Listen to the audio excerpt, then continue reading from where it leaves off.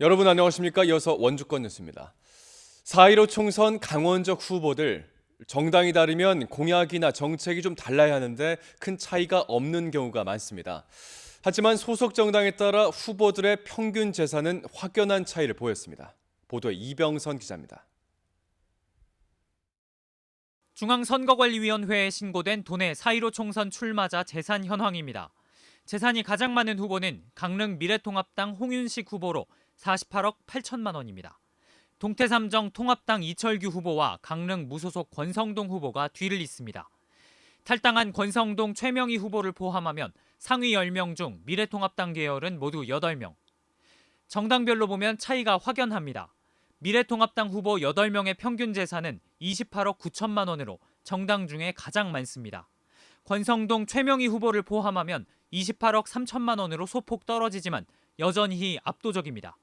더불어민주당 후보 8명 평균은 8억 3천만 원, 탈당한 권성중, 조일현, 장승호 후보를 포함하면 7억 7천만 원으로 역시 조금 떨어집니다. 앞선 두 당의 탈당자를 제외하고 그 밖의 정당 후보자 14명의 평균은 5억 7천만 원, 아예 영원으로 신고한 2명의 후보를 포함하면 5억 원 수준입니다. 후보로 나온 37명의 평균 재산은 12억 1,400만 원, 후보들의 평균 나이는 56세인데 통계청이 발표한 지난해 50대 가구의 자산 4억 9천만 원의 2배보다 많습니다. 대부분 후보가 부동산 내역을 공시지가로 제출한다는 점을 보면 실질적인 재산은 이보다 더 높게 나타날 것으로 예상됩니다. 재산이 후보자의 모든 것은 아니지만 적어도 어떤 계층을 대변할지 추정할 수 있다는 점에서 유권자들의 고려 사항이 될 것으로 보입니다. MBC 뉴스 이병선입니다.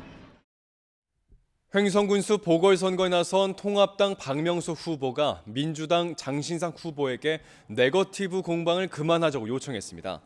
박 후보는 보도자료에서 그동안 네거티브 선거를 해온 장 후보 측이 경찰 고발을 강행하는 등 내로남불식 선거를 하고 있다며 비방 선거를 멈출 것을 요청했습니다.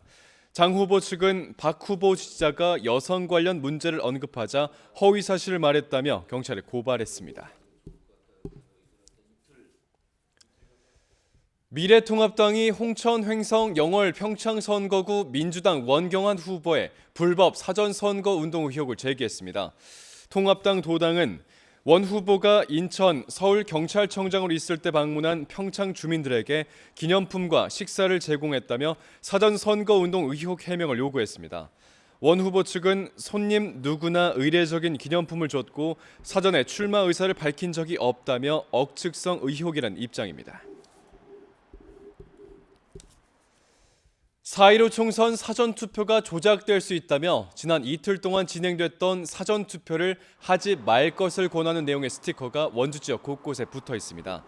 보수 성향의 공정선거국민연대는 원주 전통시장 등 공공장소에 사전투표를 하지 말고 4월 15일 당일 투표를 하자는 내용의 스티커가 붙여놨습니다. 이들은 사전투표를 하게 되면 이중투표를 하더라도 확인이 어렵다며 사전투표 조작 의혹을 제기하고 있습니다. 원주시 선관위는 스티커 내용만으로는 선거법 위반이 아닌 의견 제시라고 볼 수 있지만 선거 조작 의혹을 사전투표와 연관시킬 경우 선거 방해 혐의를 적용 가능하다고 밝혔습니다. 코로나19의 영향으로 학습과 급식 등의 어려움을 겪고 있는 학교 밖 청소년들을 위한 지원이 실시됩니다. 강원도 청소년지원센터는 다음 달 9일에 열리는 2020년도 제1회 검정고시에 응시하는 학교 밖 청소년들을 위해 오늘부터 매주 월요일과 수요일에 온라인 강의를 실시하고 원주와 영월 등 10개 시군센터는 인터넷 강의 수강권과 교재를 지원합니다.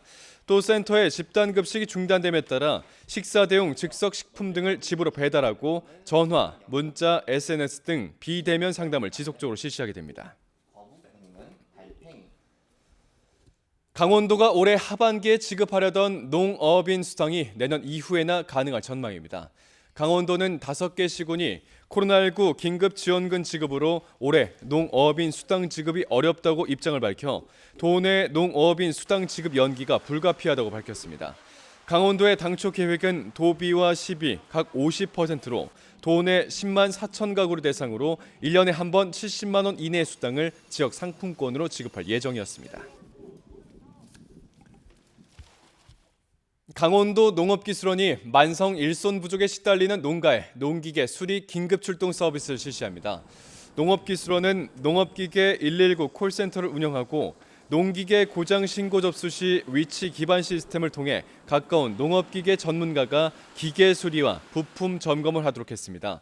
삼척, 홍천, 횡성, 영월 등 6개 시군은 일손 부족을 돕기 위해 농작업 대행 서비스가 실시됩니다. 뉴스를 마칩니다. 고맙습니다.